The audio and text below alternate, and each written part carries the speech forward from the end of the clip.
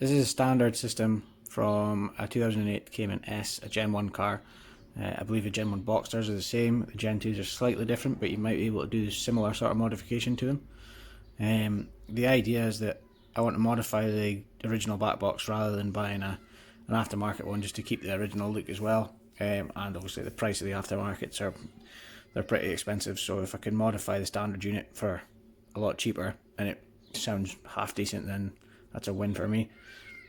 So the idea is I'm going to turn it upside down, cut open each box, basically just along the seam or just above the seam, line around there, and just cut that side off. And then inside there's a pipe runs from here to about there, and then it's open, and the pipe that comes in from the engine side comes in along the back side there and is open, so that then the sound is deflected through before it can come out.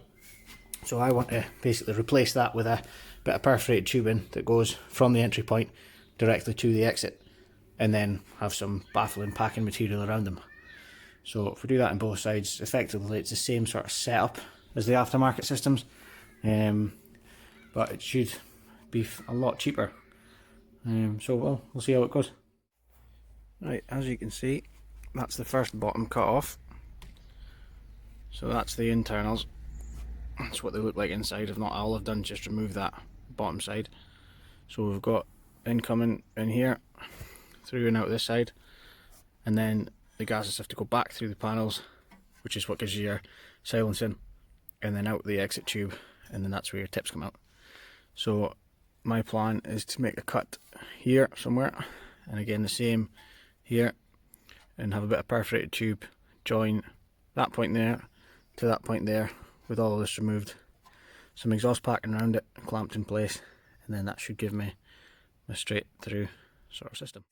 This is the stage now of tacking in place the perforated tubing sections, and then after that we run some exhaust baffling around the perforated tubing and just tighten in place with some wire, and twisted that round and tightened that in place, and then got on to sealing the units back up.